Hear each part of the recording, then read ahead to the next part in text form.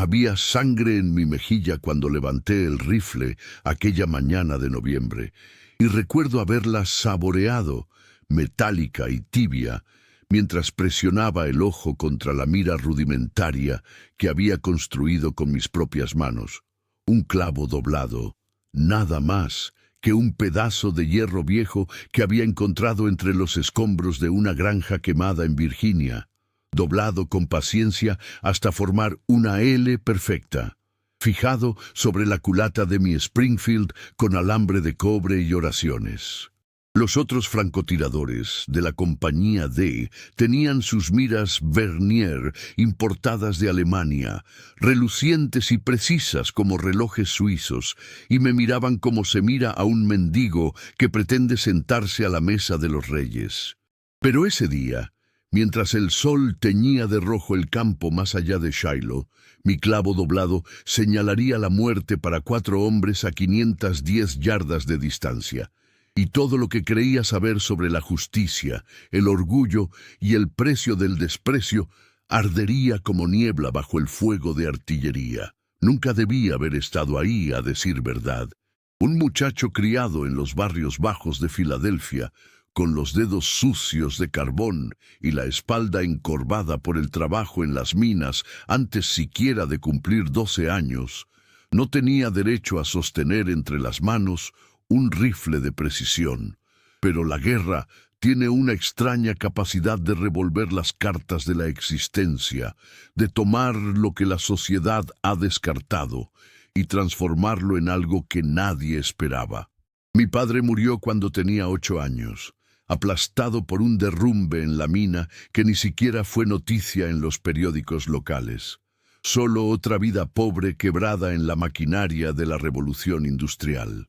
Mi madre se apagó 3 inviernos después, lentamente, de esa enfermedad de los pulmones que ataca a quien respira demasiado tiempo el aire fétido de los barrios donde el sol nunca llega.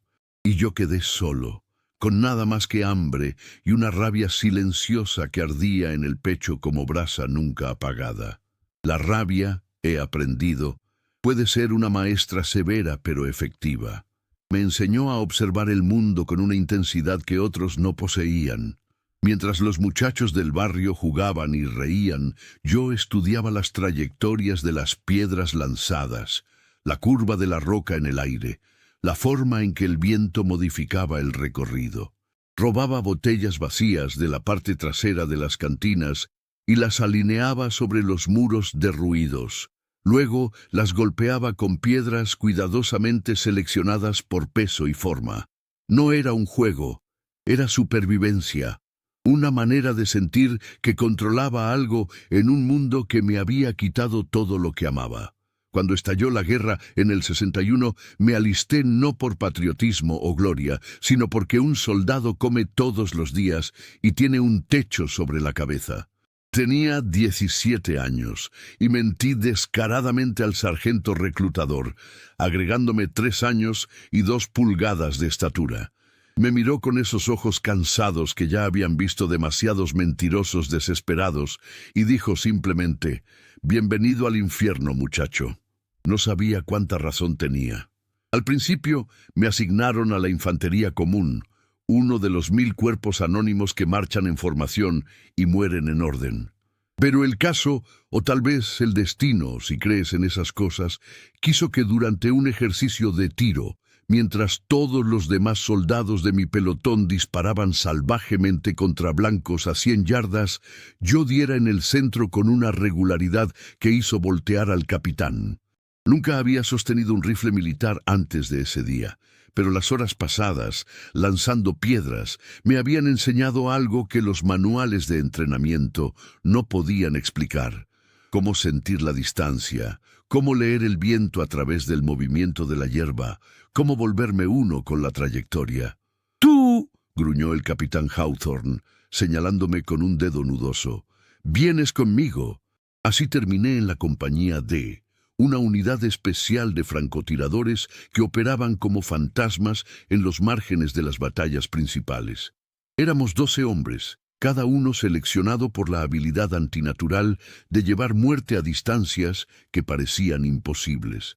Los otros eran todos caballeros del sur, convertidos en soldados, hijos de terratenientes que habían cazado venados y jabalíes desde la infancia, que poseían rifles tan costosos como una casa obrera y que hablaban con ese acento perezoso de quien nunca ha tenido que preocuparse por la próxima comida. Y luego estaba yo, el harapiento de Filadelfia, el muchacho de las minas con las manos siempre sucias, sin importar cuántas veces las lavara. El que dormía lejos de los demás porque su presencia ofendía sus sentidos delicados. El sargento mayor Wallace distribuyó los rifles el primer día. Springfield modelo 1861, armas magníficas con cañones largos que brillaban al sol como espejos de plata. Y luego distribuyó las miras, Vernier Precision Sights, importadas a alto precio, pequeñas obras maestras de ingeniería que permitían calcular la trayectoria con precisión matemática. Distribuyó 11. Cuando llegó mi turno, sus manos estaban vacías. «Lo siento, muchacho», dijo sin mirarme a los ojos. «La 12ª se perdió durante el transporte. Tendrás que arreglártelas con la mira estándar». Escuché las risas sofocadas de los otros tiradores. Sabía, y ellos sabían que yo sabía, que no se había perdido ninguna mira. Simplemente yo no merecía tener una. Era su broma personal, la anomalía tolerada por órdenes superiores pero nunca aceptada. El capitán Hawthorne me había querido en la unidad por mi habilidad natural, pero Wallace y los demás tenían otras ideas sobre quién merecía estar entre ellos. «Entiendo, sargento», respondí con voz plana, tomando el rifle. Las risas se hicieron más fuertes. Esa noche, mientras los otros roncaban en sus sacos de dormir, yo permanecí despierto bajo un cielo lleno de estrellas que parecían agujeros en la oscuridad. La rabia, esa vieja compañera que me había mantenido caliente durante los inviernos más fríos, susurraba al oído. Podía dejar que me definieran, podía aceptar su desprecio como verdad inmutable, o podía demostrar que la pobreza no había robado lo único que verdaderamente poseía, el ingenio nacido de la necesidad. El clavo lo encontré 2 días después, durante una marcha a través de una granja abandonada que la guerra había reducido a esqueleto ennegrecido. Era largo, tal vez de 6 pulgadas, el tipo de clavo grueso que se usaba para asegurar las vigas de los graneros. Estaba oxidado pero sólido, y mientras los demás descansaban bajo la sombra escasa de un árbol carbonizado, yo me senté apartado y comencé a trabajar. Tenía una piedra plana que servía como yunque improvisado y otra más pequeña como martillo. Golpe tras golpe, con la paciencia que solo la desesperación puede enseñar, doblé ese clavo hasta formar un ángulo de 90 grados perfecto. «¿Qué demonios estás haciendo, muchacho?». La voz del soldado raso Jenkins me sobresaltó. Era uno de los pocos que no me trataba con abierto desprecio, aunque tampoco podía llamarlo amigo. Simplemente era indiferente, lo cual en ese entorno contaba como bondad. «Haciendo una mira», respondí sin levantar la vista. Se rió, pero no era una risa cruel. «¿Con un clavo? Estás loco». «Puede ser, pero un loco con mira es mejor que un cuerdo sin ella». Se encogió de hombros y se alejó. Esa noche, mientras el campamento dormía, usé mi navaja para tallar una pequeña ranura en la culata del Springfield, justo donde mi mejilla se apoyaría al apuntar. Fijé el clavo con alambre de cobre que había sacado de los restos de un telégrafo destruido, enrollándolo una y otra vez hasta que estuvo firme como si hubiera crecido ahí. La parte vertical del clavo se alzaba justo al lado de mi línea de visión, y la parte horizontal se extendía hacia adelante como un dedo acusador. No era elegante, no era profesional, pero cuando cerré un ojo y miré a lo largo del cañón, con ese clavo doblado marcando mi punto de referencia, sentí algo que no había sentido en meses: control. Los primeros disparos fueron en práctica, lejos de las miradas burlonas de los otros. Había un arroyo a media milla del campamento donde iba al amanecer antes de que el resto despertara. Colocaba ramitas en la orilla opuesta, pequeños palitos apenas visibles a la distancia, y disparaba, y fallaba, y disparaba otra vez. El clavo se movía con el retroceso, así que tuve que ajustar el alambre, apretarlo más, encontrar el equilibrio exacto entre firmeza y flexibilidad. Pasé 2 semanas completas en ese arroyo, quemando munición que robaba del suministro común, afinando no solo la mira, sino mi entendimiento de cómo usarla. Porque aquí está la verdad que descubrí en esas mañanas solitarias. Una mira no dispara el rifle. El hombre lo hace. Una mira Vernier puede darte números precisos, cálculos exactos, pero en el momento del disparo, cuando tu corazón bombea y el enemigo se mueve y el viento cambia, toda esa precisión matemática se reduce a una cosa: tu capacidad de sentir el tiro antes de hacerlo. Y yo había pasado mi infancia haciendo exactamente eso, sintiendo la trayectoria de las piedras, aprendiendo a compensar el viento con pura intuición, porque no tenía el lujo de herramientas costosas. El clavo doblado no me daba precisión, me daba un punto de referencia consistente, y con eso mi mente, entrenada por años de pobreza y necesidad, podía hacer el resto. Pasaron 3 semanas antes de que tuviéramos nuestro primer compromiso real. Los exploradores de la Unión habían reportado movimiento confederado cerca de un puente sobre el río Tennessee, y la compañía D recibió órdenes de realizar reconocimiento avanzado. Nos movimos en la oscuridad previa al amanecer, 12 sombras silenciosas deslizándose entre los árboles como lobos. El sargento Wallace nos posicionó en una colina baja que daba vista al puente con instrucciones claras: observar y reportar, no comprometer a menos que fuera absolutamente necesario. Mantén la cabeza agachada y la boca cerrada, me dijo Wallace, asignándome la posición más alejada del grupo en el extremo este de nuestra línea. Y trata de no disparar a nadie de nuestro bando con ese juguete que llamas mira. Los otros rieron. Ya me había acostumbrado al sonido. El sol comenzó a subir, tiñendo el cielo de naranja y rosa, colores demasiado hermosos para un mundo en guerra. A través de mi Springfield observé el puente y los caminos que llevaban a él. Durante 2 horas no hubo nada más que silencio y el canto ocasional de pájaros que no sabían que sus bosques se habían convertido en campo de batalla. Entonces los vi. 4 jinetes, moviéndose lentamente por el camino del sur, demasiado cautelosos para ser civiles, demasiado confiados para ser soldados regulares, exploradores confederados, sin duda, haciendo reconocimiento tal como nosotros lo hacíamos. La distancia era considerable, estimé unas 500 yardas, tal vez más. Estaban al borde extremo de lo que se consideraba posible para un disparo de rifle en esa época. Miré hacia donde estaban los otros tiradores de mi compañía. Nadie los había visto aún. Los exploradores se movían por un ángulo que solo era visible desde mi posición, ocultos para el resto por un pequeño pliegue en el terreno.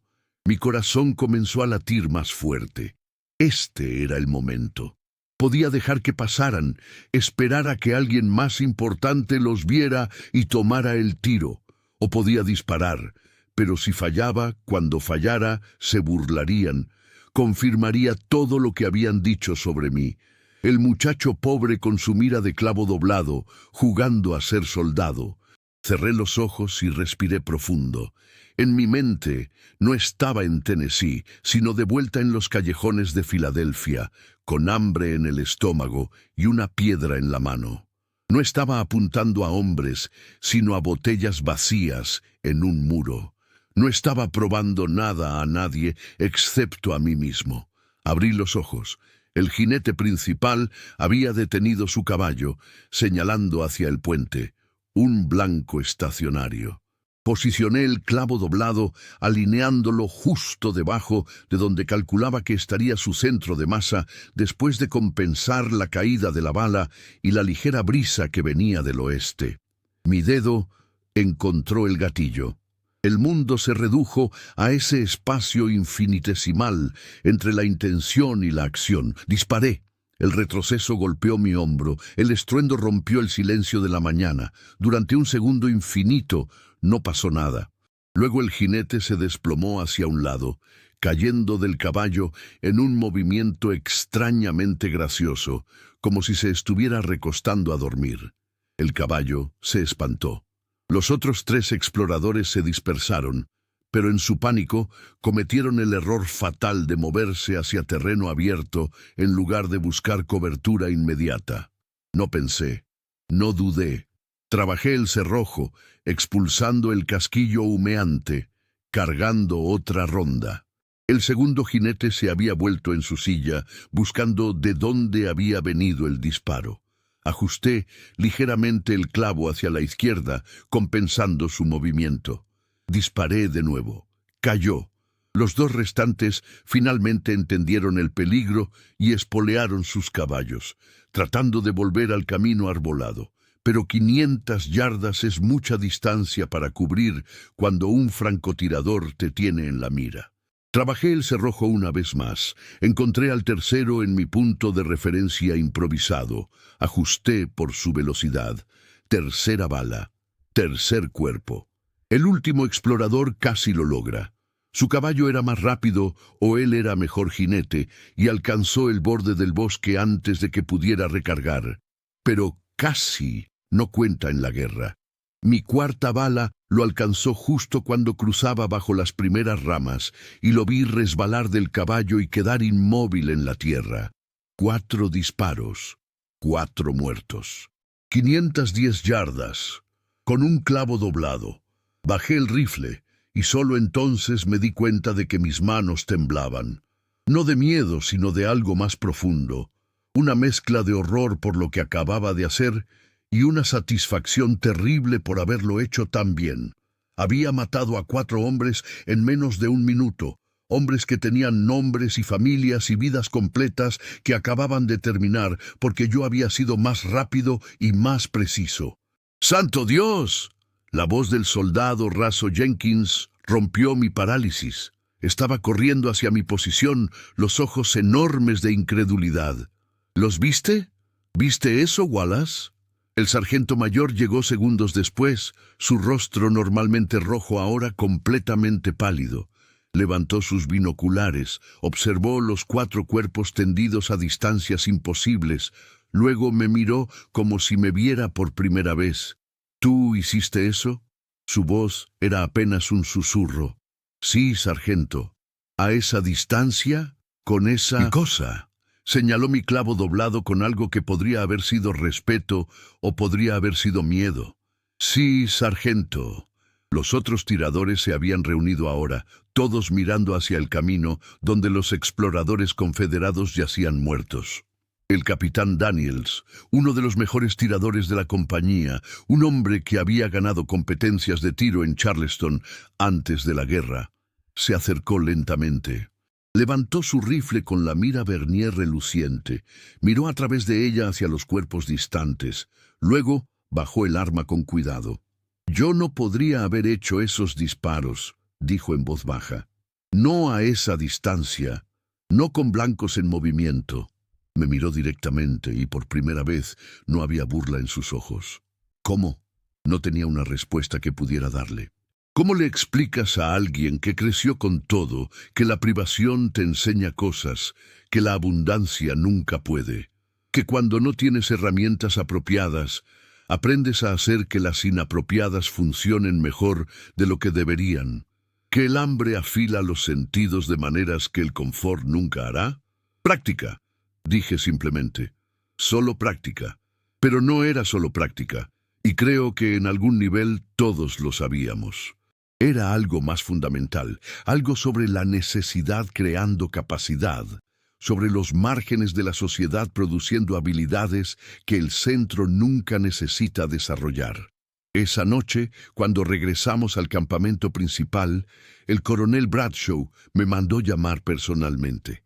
Era un hombre alto y severo, con cicatrices de batallas anteriores y una reputación de justicia implacable. Me paré firme en su tienda esperando, no sabía qué. ¿Felicitaciones? ¿Castigo por tomar la iniciativa sin órdenes? He escuchado un informe extraordinario sobre tus acciones hoy, dijo, estudiándome con ojos que parecían ver a través de la piel hasta los huesos. 4 exploradores enemigos, neutralizados a más de 500 yardas. El sargento Wallace dice que usaste una mira improvisada. ¿Es cierto? Sí, señor. Un clavo doblado, señor. Sus cejas se levantaron. ¿Un clavo? Sí, señor. No había miras Vernier suficientes para todos en la compañía, así que improvisé. Algo cambió en su expresión. ¿No había suficientes? Wallace me dijo que se había perdido una durante el transporte. Con respeto, señor. Eso no es lo que pasó. El silencio que siguió fue tan denso que podía sentirlo presionando contra mi pecho. El coronel Bradshaw dejó los papeles que sostenía y se acercó a mí lentamente. Cuando habló, su voz era peligrosamente tranquila. ¿Me estás diciendo que mi sargento mayor mintió en su informe? No, señor. Solo estoy diciendo que no creo que se haya perdido ninguna mira. Creo que simplemente decidieron que yo no merecía una. ¿Y por qué pensarías eso? Porque así ha sido desde el primer día, señor. Soy el muchacho pobre de los barrios bajos. No tengo la educación correcta, el trasfondo correcto, el apellido correcto. Para ellos, soy solo un accidente que terminó en su compañía. Bradshaw me estudió durante un largo momento. ¿Y aún así hiciste esos disparos, sabiendo que si fallabas, confirmarías todo prejuicio que tuvieran contra ti? No tenía opción, señor. Eran el enemigo. Era mi deber. Tu deber, repitió lentamente. Soldado, la mitad de los hombres en este ejército harían cualquier cosa por evitar el deber cuando es difícil. Tú lo buscaste sabiendo que podría destruirte. Regresó a su escritorio, escribió algo en un papel, lo selló. A partir de mañana, serás transferido a un nuevo puesto. Operarás como francotirador independiente, reportando directamente a mí. Elige tu propio equipo si lo deseas, pero pequeño. 3 hombres máximo además de ti. Mi corazón dio un vuelco. Señor, has demostrado algo que vale más que todas las miras Vernier del mundo, soldado. Has demostrado que el ingenio y la determinación pueden superar los recursos cuando están combinados con habilidad real. El ejército necesita más hombres como tú, no menos. Hizo una pausa. Y en cuanto al sargento Wallace, tendré una conversación con él sobre honestidad en los informes. Salí de esa tienda sintiendo algo que no había sentido en años, tal vez nunca. Validación. No por quién era o de dónde venía, sino por lo que podía hacer, por lo que había hecho. Pero la guerra tiene una manera cruel de equilibrar los triunfos con tragedias, de recordarte que ninguna victoria es completa, que cada gloria tiene su precio.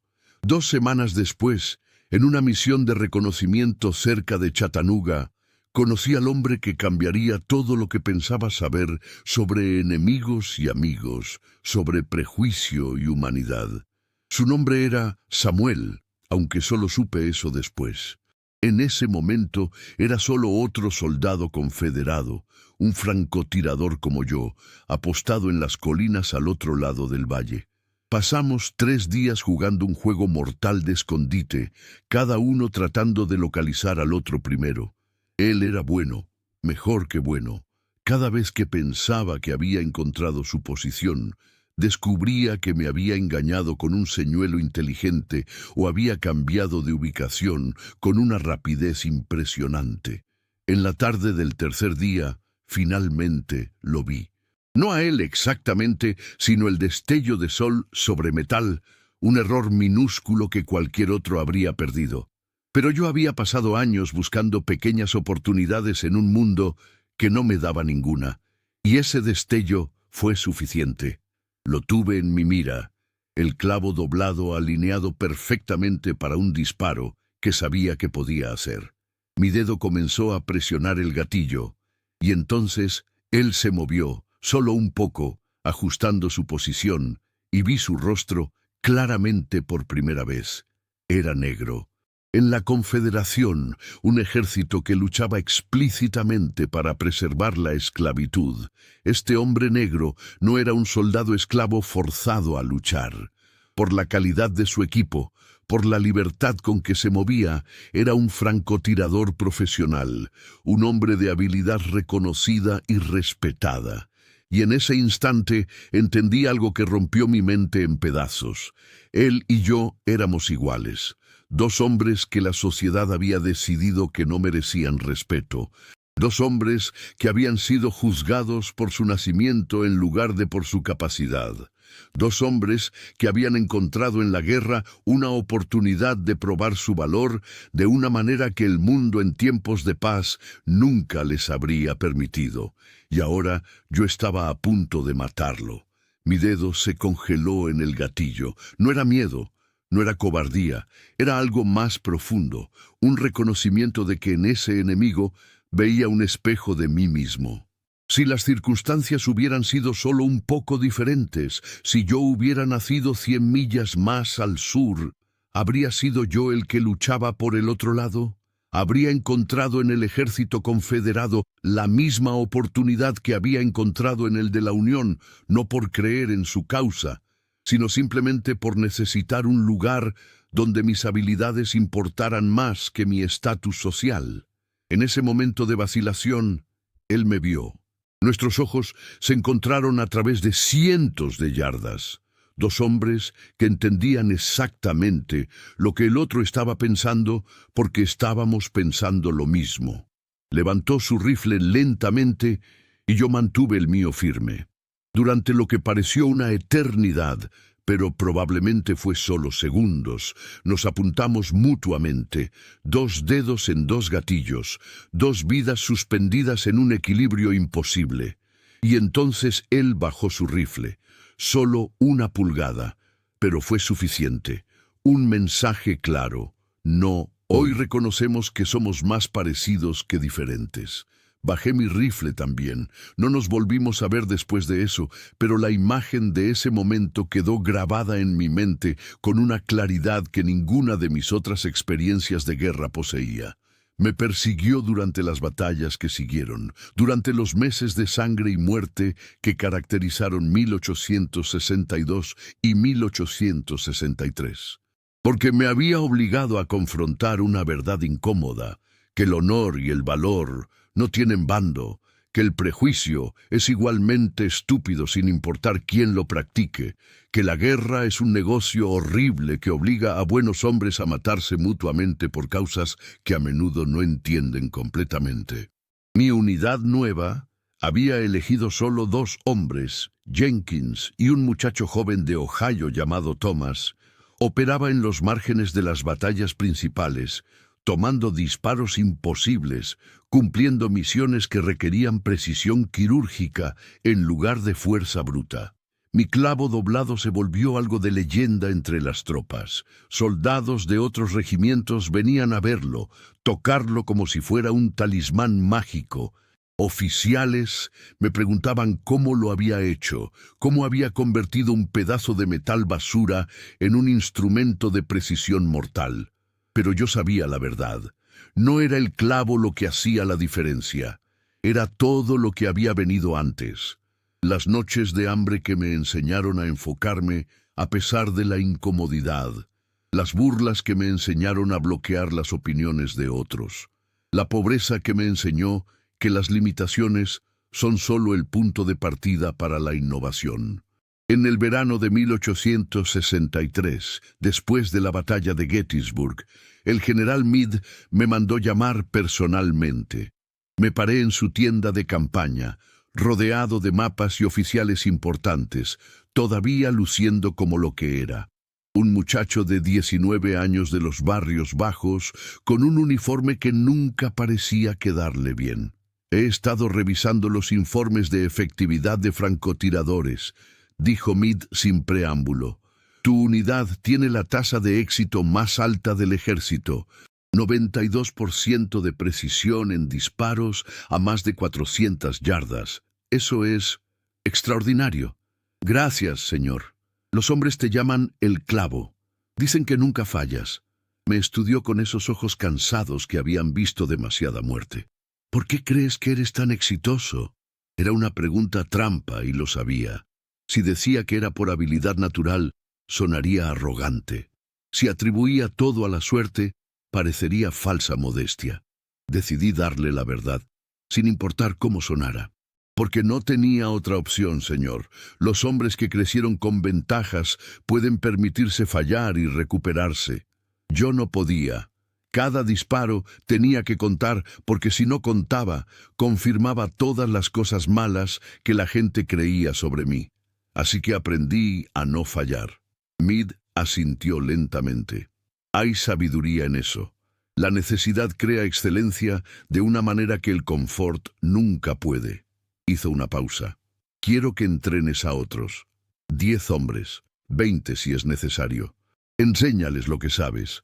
Y así comencé una segunda carrera en la guerra, no solo como francotirador, sino como instructor.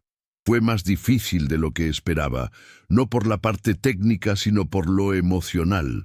Porque los hombres que me enviaban para entrenar eran como los que me habían despreciado al principio, hijos de familias buenas, con educación y recursos. Y tenía que encontrar la manera de enseñarles lecciones que había aprendido a través del sufrimiento. El primer grupo fue desastroso. Llegaron con sus rifles caros y sus actitudes superiores, esperando que les diera algunos trucos rápidos que pudieran agregar a sus ya impresionantes habilidades. Cuando les dije que iba a quitarles sus miras Vernier y hacerlos disparar con mirillas improvisadas, se rebelaron. «Esto es ridículo», dijo uno, un teniente de Boston llamado Crawford.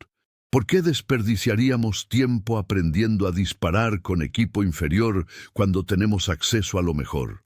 Porque en la guerra», respondí con la voz más tranquila que pude reunir, «no siempre tienes acceso a lo mejor.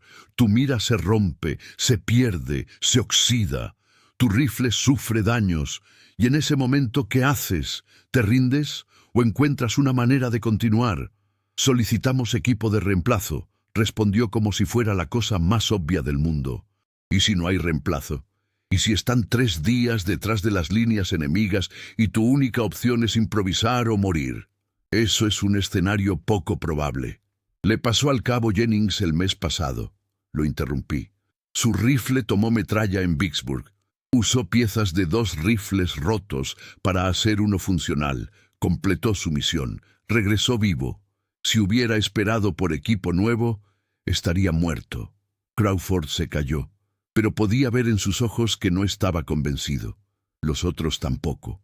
Pensaban que esto era algo debajo de ellos, un ejercicio estúpido, impuesto por un superior excéntrico.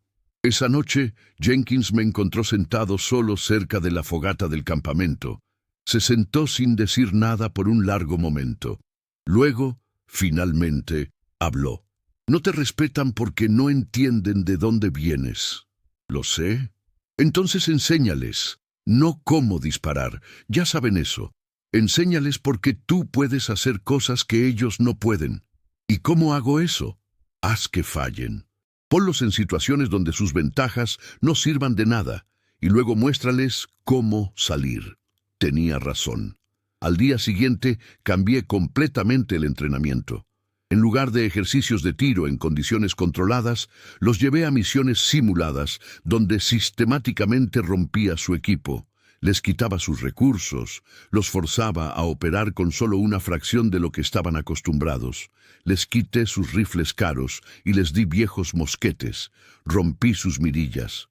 Los hice disparar con guantes gruesos que dificultaban sentir el gatillo.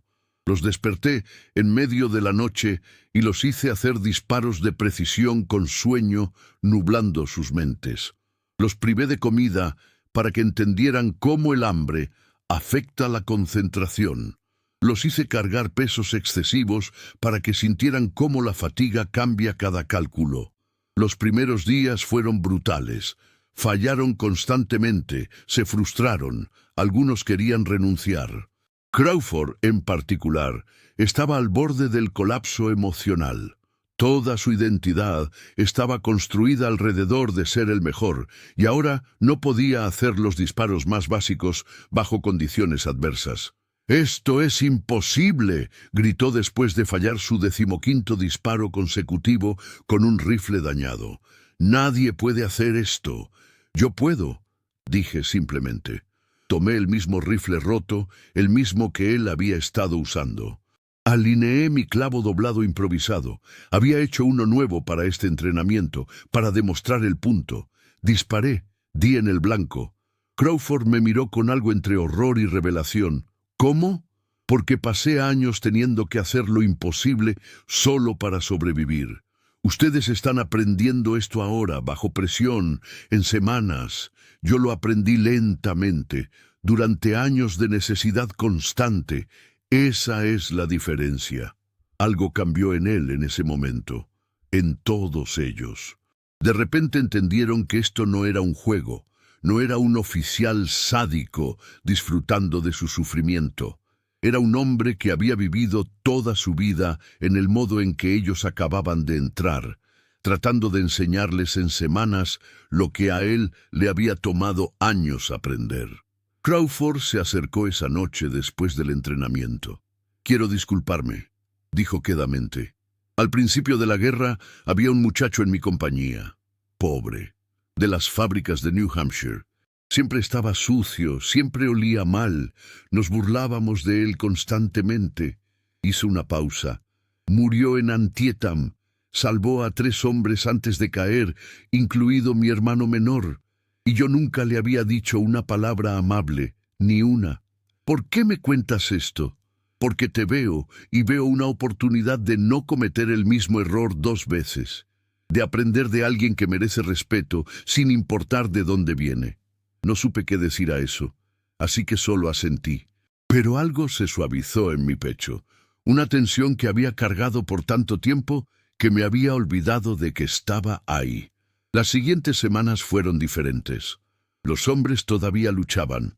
El entrenamiento seguía siendo brutal, pero luchaban con propósito ahora, con el entendimiento de por qué lo estaban haciendo. Y lentamente, increíblemente, comenzaron a mejorar. Aprendieron a hacer sus propias miras improvisadas. Aprendieron a disparar bajo condiciones que habrían considerado imposibles antes.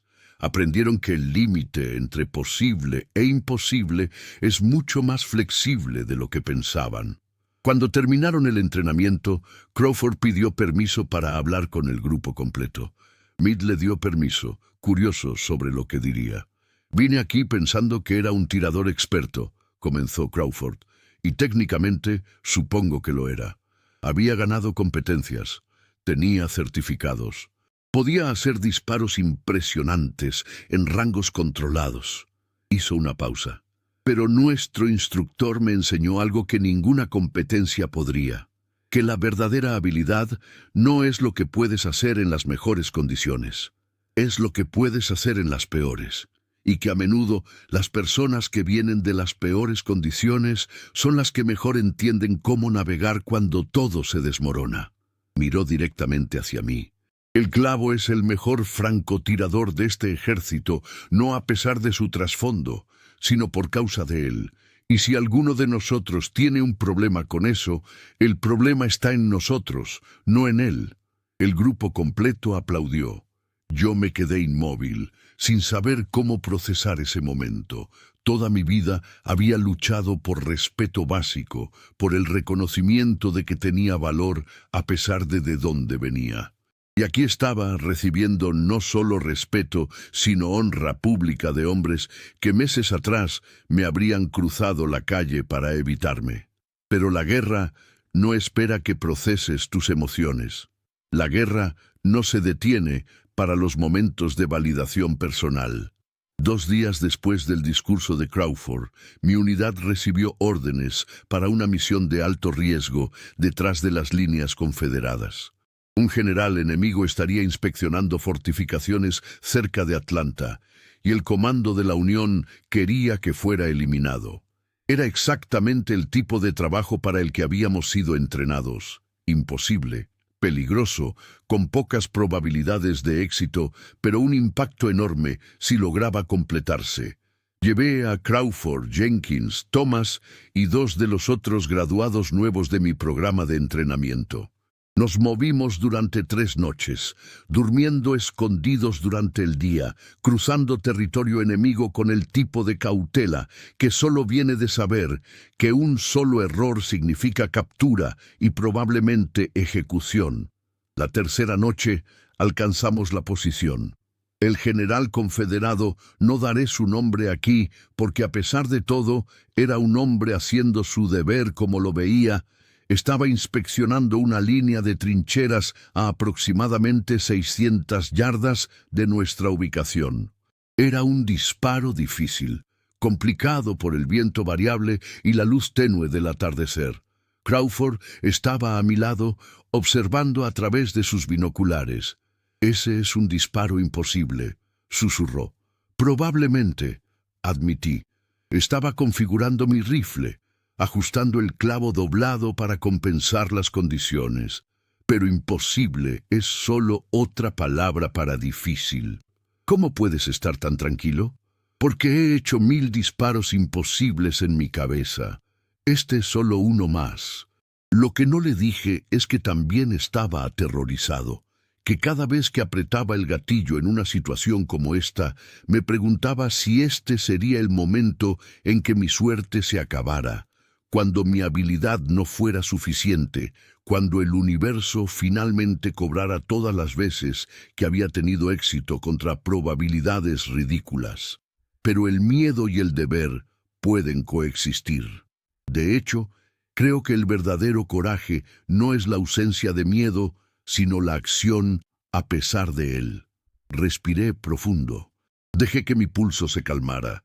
Sentí el viento en mi mejilla. Leí su mensaje en el movimiento de las hojas. Vi al general moverse. Predije su patrón. Alineé el clavo doblado en el punto exacto donde sabía que estaría en 2 segundos. Y disparé. El general cayó. El caos estalló en las líneas confederadas. Y nosotros, 6 hombres muy lejos de cualquier ayuda, comenzamos la retirada más aterradora de nuestras vidas. No todos regresamos. Thomas fue alcanzado durante una escaramuza con una patrulla enemiga la segunda noche de nuestro regreso. Era solo un muchacho, 18 años, con una novia esperándolo en Cincinnati y planes de abrir una herrería después de la guerra. Murió en mis brazos, susurrando su nombre, Mary, con el último aliento. Su muerte me persiguió de maneras que las otras muertes no lo habían hecho. Tal vez porque lo había entrenado personalmente. Tal vez porque me había confiado su vida y yo no había podido protegerlo. O tal vez porque era un recordatorio de que no importa cuán hábil seas, cuán preparado estés, cuántas ventajas crees o improvisos desarrolles, la guerra es fundamentalmente caos. Y el caos no respeta la habilidad. Regresamos a las líneas de la Unión 4 días después. 4 hombres donde habían salido 6. El general Meade nos recibió personalmente. Nos felicitó por el éxito de la misión. Había una medalla, una promoción, elogios formales que fueron leídos frente a todo el regimiento. Pero lo único en lo que podía pensar era en Thomas. En el hecho de que mientras yo recibía reconocimiento, él estaba en una tumba poco profunda a cientos de millas de casa, donde su familia nunca lo encontraría. Crawford me encontró esa noche, sentado solo lejos del campamento. «No fue tu culpa», dijo, sentándose a mi lado. «Debí haber visto esa patrulla. Debí haber sido más cuidadoso». «Fuiste cuidadoso. Fuiste brillante. Thomas murió porque la guerra es horrible, no porque tú fallaste». «¿Cómo lo sabes?»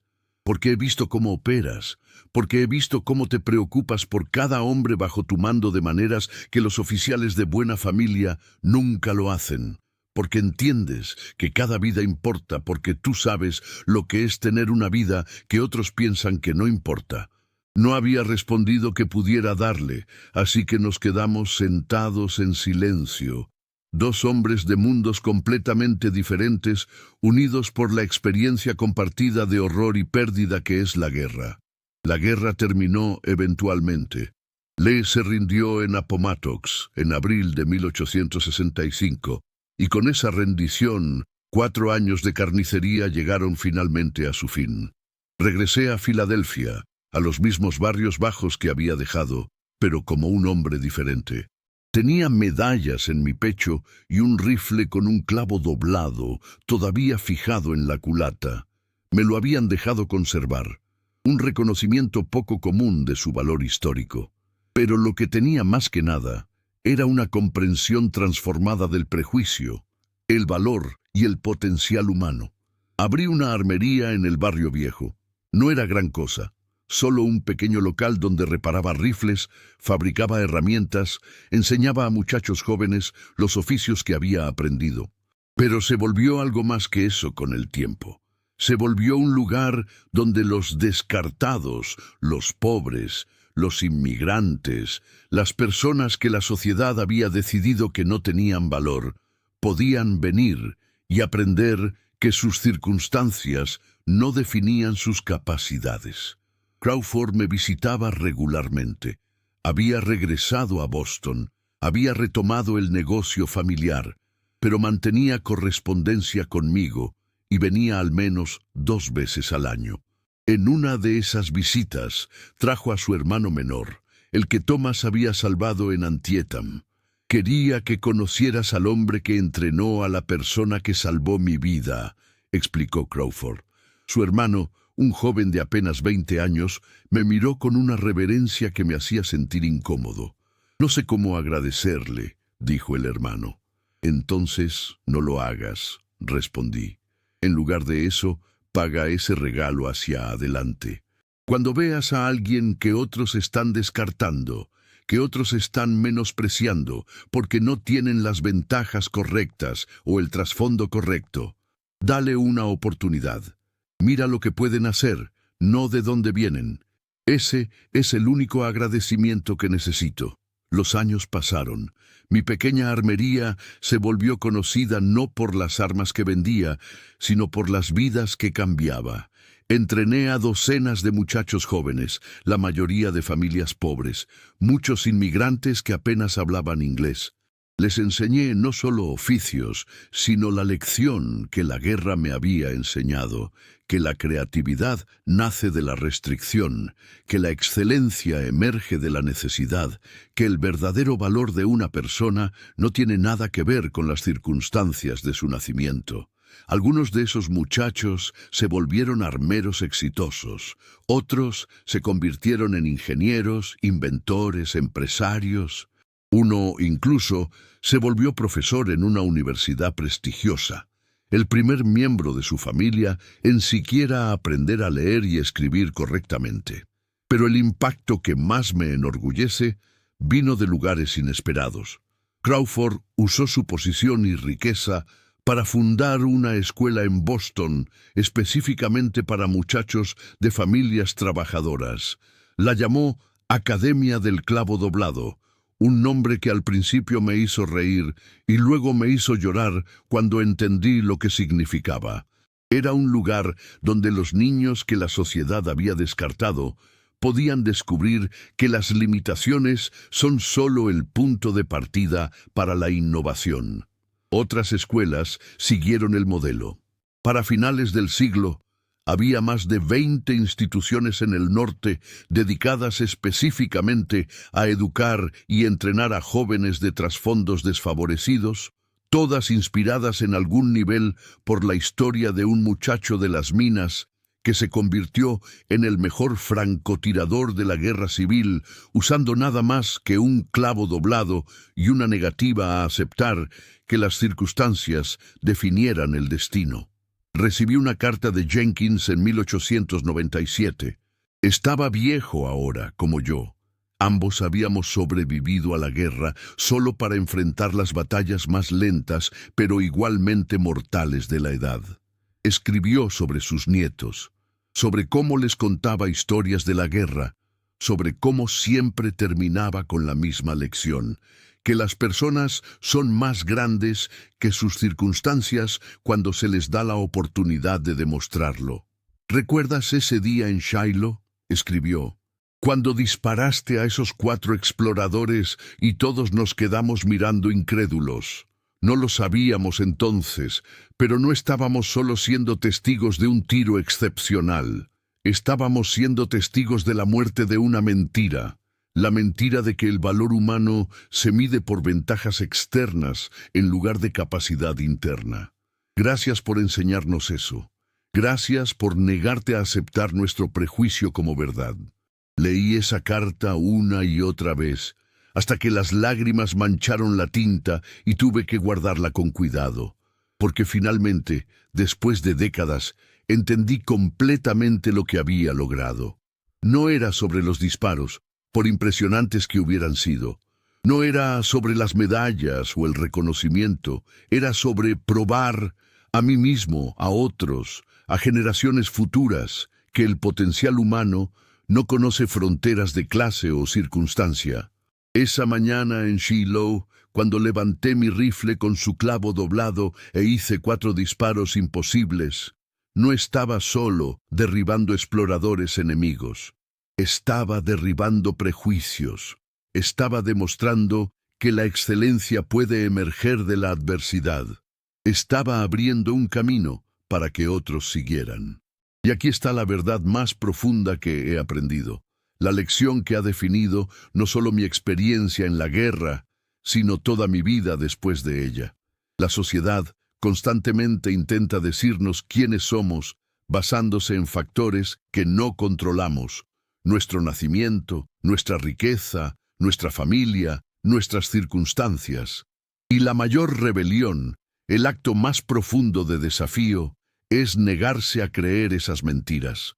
Es tomar lo que tienes, por limitado que parezca, por inadecuado que otros lo consideren, y convertirlo en algo extraordinario, un clavo doblado. Eso es todo lo que tenía, un pedazo de metal basura que cualquier persona respetable habría pasado de largo sin una segunda mirada. Pero yo vi en ese clavo lo que otros no podían ver: potencial.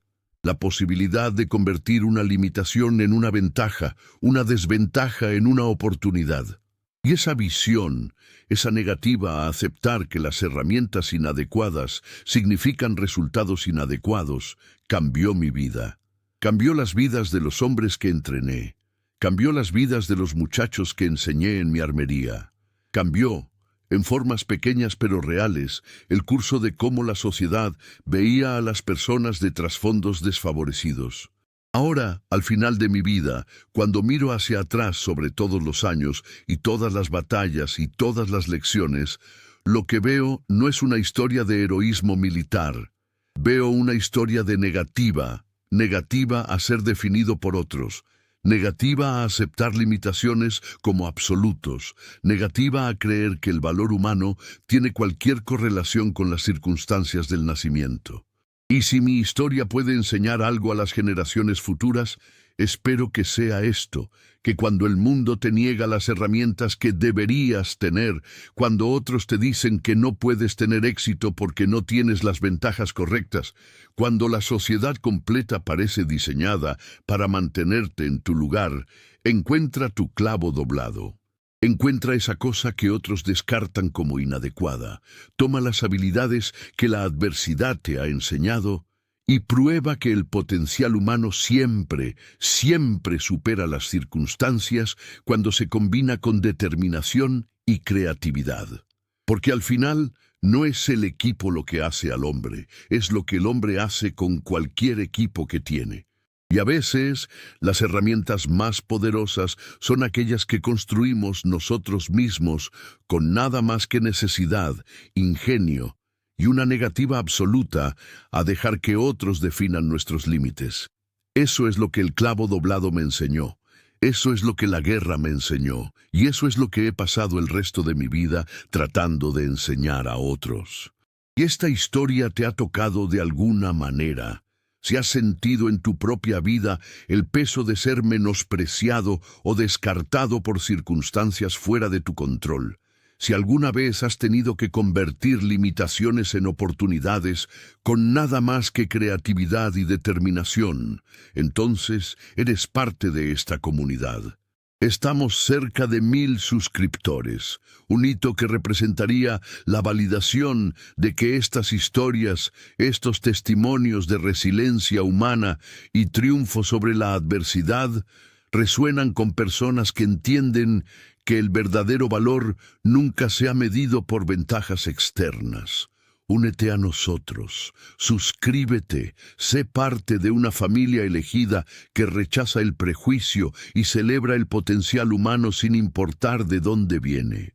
Porque todos tenemos nuestro clavo doblado, esa cosa que otros consideran inadecuada, pero que nosotros podemos convertir en nuestra mayor fortaleza.